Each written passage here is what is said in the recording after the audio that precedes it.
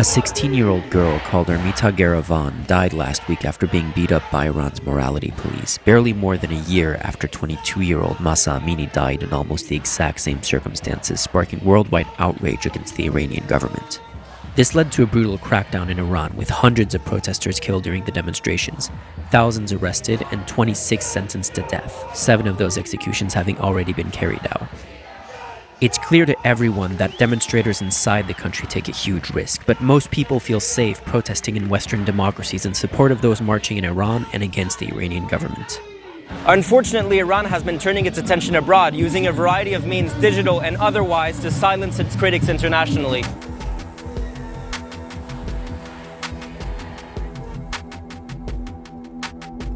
While the Islamic Republic has been physically silencing dissidents since the 1979 revolution, and the Iranian monarchy engaged in its own fair share of dictatorial means in its time, the modern era of suppressing criticism started in 2009, when the government announced incumbent President Mahmoud Ahmadinejad had won re-election despite allegations of voter fraud and irregularities, kicking off a wave of demonstrations with over 100,000 mostly young Iranians taking to the streets to protest the announcement. Ida Rayhani, a journalist and a good friend of mine who did most of the heavy lifting in reporting this story, was there back then.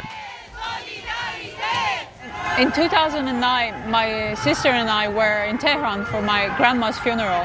I remember it so clearly. We were walking past Tehran University and the riot police, they were lining the walls, and I told myself, oh my God, they look huge. There were tensions, and then they started rushing the crowds and they started beating everyone, men, women, everyone.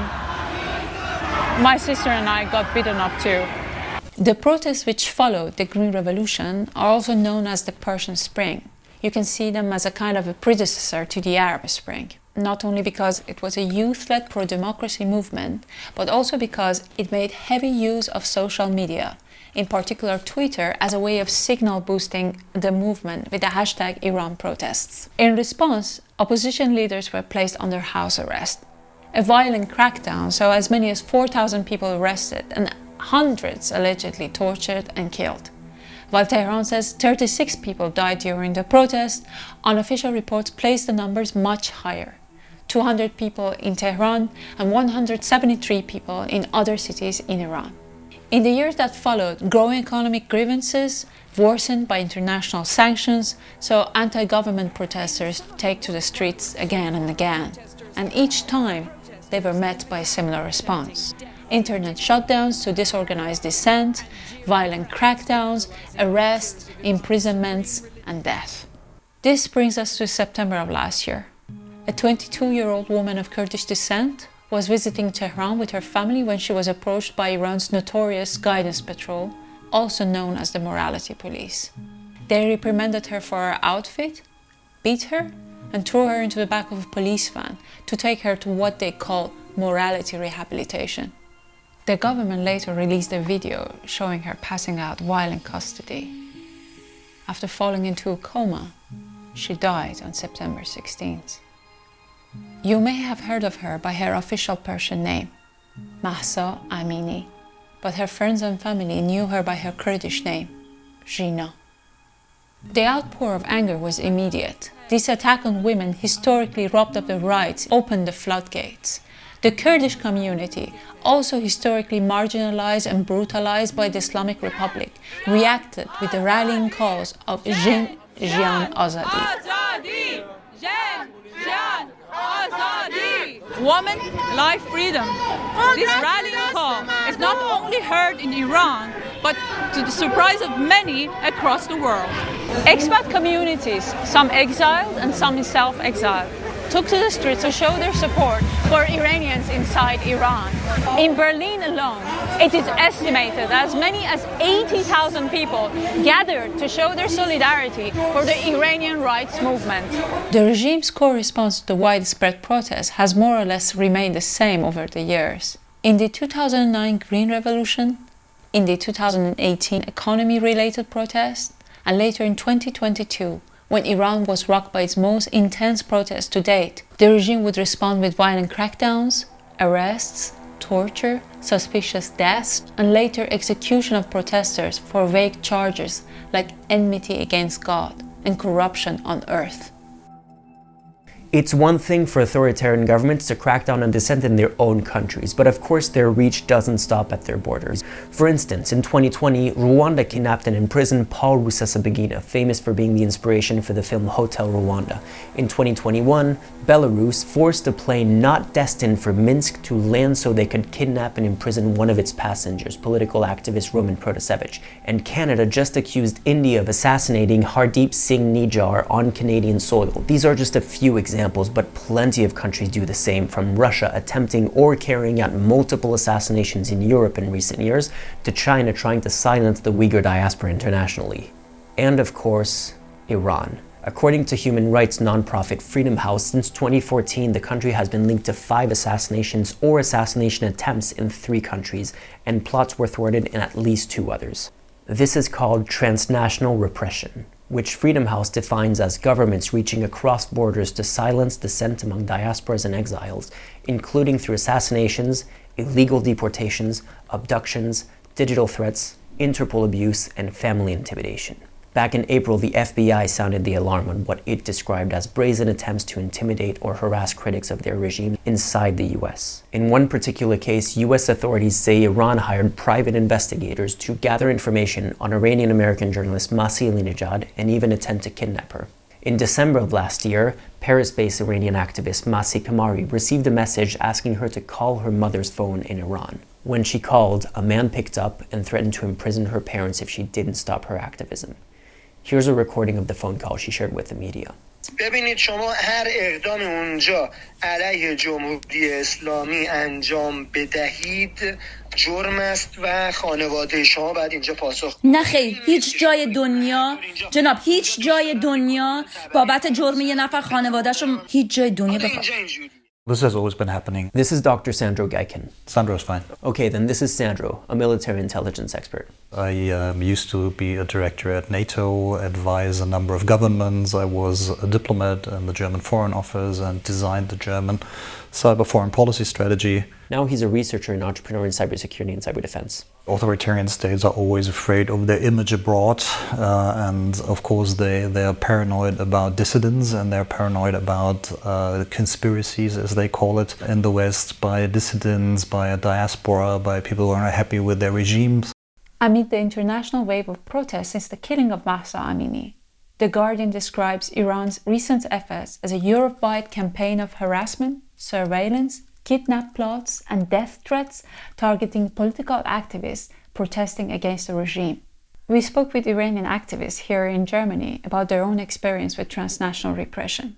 The thing that happened after 22nd of October, I came home 2 days after the demonstration and I saw the lights of my house was on from outside, and I was very sure the lights were off when I left the house because I always turn them off firstly. And it was middle of the day when I left the house. I thought, okay, maybe there is some error in the electric system, or maybe it is someone who has the key who went into my room. So I called them and none of them were in Berlin. So I went in the house with a dog of a neighbor so that if anything happens, there is someone who barks. You know? And I saw that all the lights in the house were on, and it was very clear for me that, okay, someone was here because the door was unlocked completely. And then I went to my room and I saw, okay, my laptop, my PC was turned on, logged in, which later on I found out it's not so hard to do it. It takes 4 minutes to do it. So you don't need to be a sophisticated hacker to perform such a thing. You just need to be prepared for it. And that's the important part, to keep that in mind. Someone was prepared to come to my house and do this. They wanted to make me afraid and show me that they can do things. What they did was that the Telegram group, or the Telegram of my PC was turned on, and it was on the group chat of our collective. Of course, now all those information of those people were compromised. This is a perfect illustration of how digital technology is a double-edged sword in modern activism, as pointed out by digital surveillance and transnational repression researcher Marcus Mickelson. They allow diaspora activists to mobilize for and participate in political struggles in their country of origin, he says. But authoritarian regimes use the same technologies to threaten and intimidate dissidents in exile. The cyber attacks I'm getting most is the cyber army on Twitter, mostly with defamation and bullying. I got my first cyber attack actually before the killing of Gina, but that time the cyber attacks were more in Farsi language.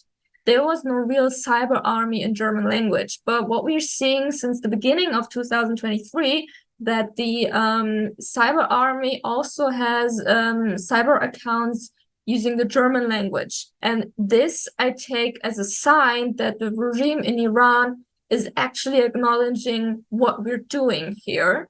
What I experienced, I think it was 2 weeks ago, is that my Facebook account got hacked. I got a message that's, did you log into this account right now from Frankfurt? And I was like, no, I did not. Whoever that was actually got into my account, changed my password, even changed my email address. And I don't know how they did it because I have two-factor authentication. They shouldn't be able to come in without having access to my phone number and the SMS I'm getting. I'll be honest with you, that kind of freaked me out because the exact same thing happened to me just 2 days before we shot that interview, and I didn't think anything of it at the time because I'd been dealing with the occasional attempted hack of my social media for months at this point, but it got noticeably worse as soon as we started researching this story and reaching out to activists. Ida, how do you feel about, how paranoid are you feeling about making this video? Oh, Jesus. It wasn't that bad when I started. I actually felt really good. I felt like I'm doing amazing research. I'm learning a lot. But the more I learn, I think the more frightened I'm becoming, actually. It was the other day and I was actually looking into things and researching, and I had so many tabs open also on the computer. I had reports of Mandiant, which does cybersecurity reports. I was also looking into UN reports, also looking into activists. And then suddenly, out of the blue, like a window pops up on my laptop, and it is asking me, a very weird application is asking me, put in your MacBook password in order to continue. I am actually researching spear phishing, and this is like textbook. I just had a heart attack. I was like, this is crazy, it's happening to me. So what I did, I just held down the power button for everything to just shut down. I don't think anyone feels safe. I mean, do you just go to a Russian or Ukrainian activist in Germany and ask, do you feel safe? They would say no, and Iran is the same situation. Like, go to an Afghan person, they would say the same shit. Of course, the resources of a government like Russia is much bigger than Islamic Republic or Taliban, but they are still there. And the time has changed. We are targeted more and more on digital level, on the cyberspace. I have no reason to think myself or Ida have actually been targeted. I would be really surprised if we got on the IRGC's radar just by doing this research. But that's the thing. The whole point of these, I guess, state-sponsored intimidation campaigns is not just that it'll scare the people who are actually targeted, it's that it creates a chilling effect where everyone else is wondering, was this attempted hack from them? Or if they have a scary encounter outside their house, they start to wonder if it was deliberate. And maybe it makes some activists or journalists think twice about whether they want to continue to do what they're doing. If I think about it too much and I just sit still and do nothing, nothing happens, nothing changes. And I just don't want fear to stop me, you know, and I want to do it. And I'm living in Germany, I'm living in a Western democracy, and I should be able to say what I want to say without any fears of repercussion for me, actually. But at the same time, it gives you just an idea how difficult maybe it is to be an activist or a vocal journalist who they constantly out there, they're risking their lives, they're putting their faces and voices out there. You haven't decided if you're going to use your real name yet? Do you want to talk about that? The thing is that it's stupid. Of course they know who am I. They talk about facial recognition every second day. How difficult do you think it is for them to recognize who I am? Especially if you have social media profiles. So I was like, yeah, I might as well.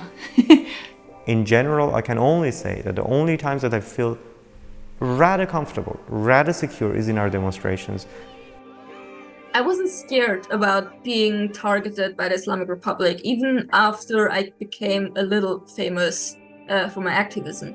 It was until Feb where I was invited to the Landeskriminalamt, and they gave me a security briefing, and they said that they checked if hackers could find anything, my address or phone number or anything on the internet. And then we talked about the Islamic Republic and the danger for activists here.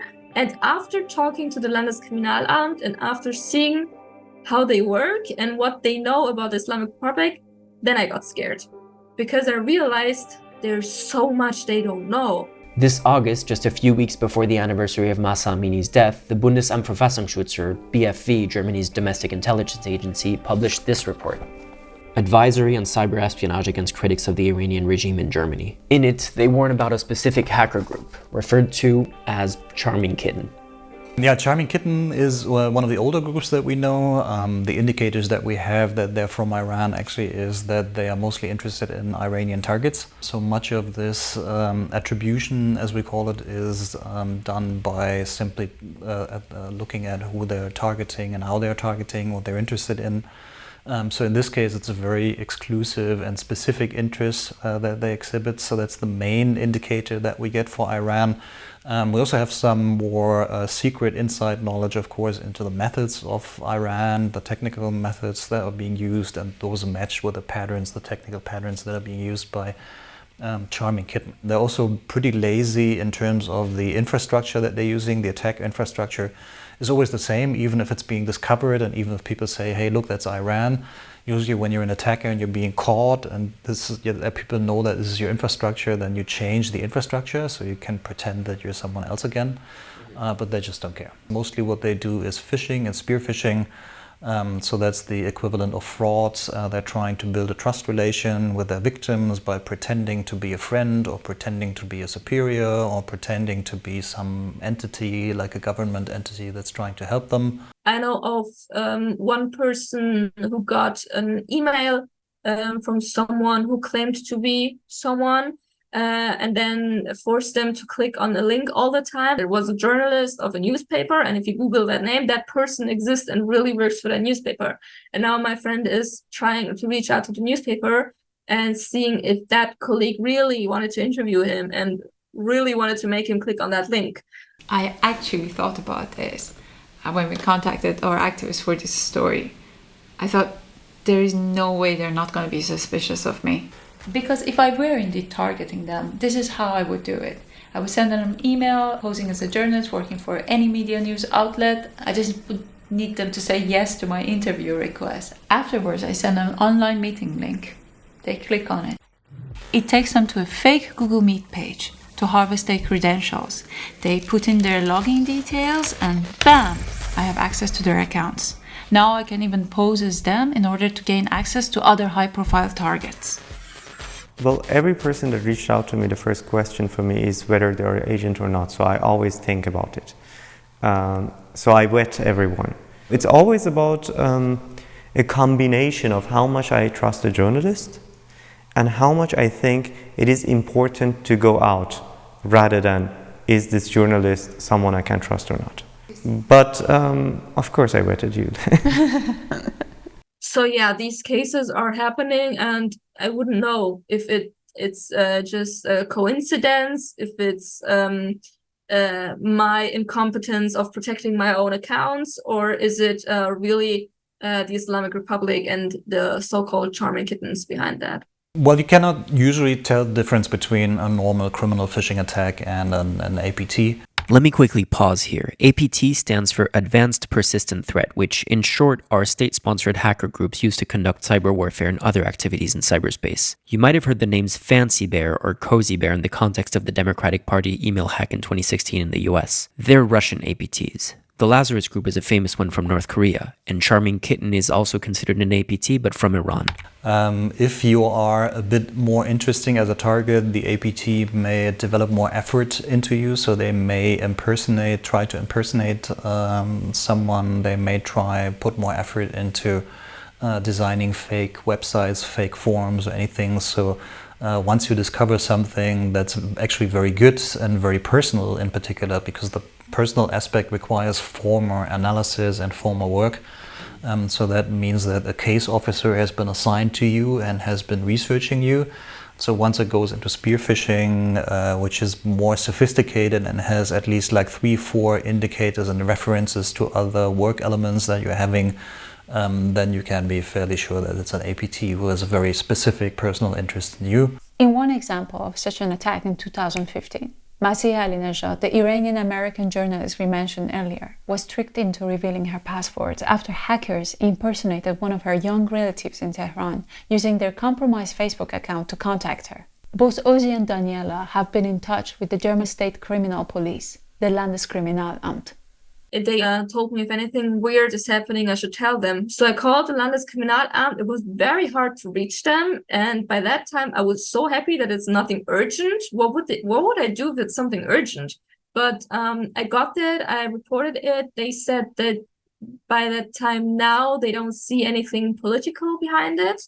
Do you think Bundesverfassungsschutz, Germany, the Landeskriminalamt, they are doing enough to protect the Iranian activists? Of course not. The only thing that the police gave to me, after not really taking it serious at all, was to come to my house and say, well, your door needs to be changed. It would cost 3,000 euros, good luck. I think the German government needs to do way more, because it's not on us to protect ourselves, and it's not on us to take care. Whenever we want to make a demonstration on a phone, when I want to say that, yeah, I'm planning a demonstration, the police tells me, are you aware that there might be spies from the Islamic Republic filming and making pictures of you? I think, yes, I am aware, but it's your job to be aware and to find them and then to do something about it. So, yeah, I don't really know where to go from here. I didn't realize this was such an issue until now. I guess the question is, what can we do about it? If you have reasons to feel like you're really at risk, it's obviously a good idea to contact your local authorities, but the activists we spoke to weren't happy with the help provided. So here are some basic recommendations for measures you can take on your own. First and foremost, if you're starting activism, or if you're already an activist and you're only now realizing you have to take measures to protect yourself, maybe start by doing a deep clean. Delete emails you don't read. If you have copies or scans of personal documents in your inbox, delete them. Go through past accounts on websites you have signed up on years ago, and if you don't use them anymore, just get rid of them. Then activate two-factor authentication wherever possible. This won't make you hacker-proof on its own, but it's an important step. Yeah, that helps indeed for some of the standard phishing stuff. At any rate, two-factor authentication already is combs out a lot. But if you're a sophisticated attacker, then you can attack both factors normally. And the Iranians, for example, have been known to do SMS attacks as well, but I haven't heard of them hacking phones or iPhones or Android phones, because that's very difficult and sophisticated. So I think two-factor is actually a good way to be sure that you're halfway secure. I wouldn't rely on it 100%, but I think it's pretty good already against Iranian attacks. And you obviously need strong passwords. If you watch this entire video and your password is still password with a 0 instead of an O, you need to change that right now. Not only you need a strong password, you need different passwords for different accounts. Yeah, I'm really guilty of that. I used the same password on all of my accounts for years, thinking no one would bother hacking me. And then all of my social media started being hacked a few weeks ago. So I've been changing that recently. It's a really dangerous habit to have. If there's a data breach on any website you have an account on, all of a sudden, all of your accounts are compromised. Password managers can be an effective tool to automate this process and save a lot of time, but they can also be a security risk if they are hacked or spoofed. The problem with many of the tools that are being used is that you never know which tool is compromised. So an attacker can try to replace your password generator, for example, with a password generator that they have manipulated. That's something I have done, for example, once, and that works nicely. So the target thinks that they're getting all these great passwords, but they're actually just getting read a list of passwords which I have written for them. I mean, if you're not completely stupid, you can just come up with your own strong password. I think some of the best advice I ever heard on finding your own strong passwords was when Edward Snowden spoke to John Oliver about this. And he said, we need to stop talking about passwords and start talking about passphrases. So it can be a whole sentence instead of a single word. The example he used was Margaret Thatcher is 110% sexy. Yeah. Online communication is obviously important for any form of activism. But messaging apps can be vulnerable if the device is compromised. Apps like WhatsApp and Signal offer a decent amount of protections, but Sandro did warn us against Telegram for anything that has to do with Russia or Russian allies. Telegram is Russian, and they might just be friendly to Iran and send them everything that is of interest to Iran, so don't use Telegram. Signal, certainly the US has a handle on it, but I personally don't care because they will not care what I'm doing. WhatsApp is pretty secure as well, with all the mechanisms that they built into WhatsApp by now. The thing is that the big IT companies always have sort of a bad reputation from the stupid open source community. But the problem is that they're just competitors in the end of the day, and they don't like the big IT companies. But the big IT companies have a very strong incentive to provide very solid security. Because every security flaw that goes public, where the WhatsApp, for example, is not secure, all of a sudden then like 10 million people stop using WhatsApp. The hacking community sometimes likes these tiny apps like Threema or Proton, but that's 10 people, and at WhatsApp there's 600 people. So for sensitive communication, try to keep them offline as much as possible. Even if you've taken all of the necessary precautions, if you're in a group chat, you have to act as if someone with less than good intentions might be reading your messages. So try to have in-person conversations whenever possible. And if your work requires you to have an open channel of communication for example, media inquiries, consider having a dedicated email account just for that. Definitely don't use your personal email, and don't use a professional email that you use for other purposes.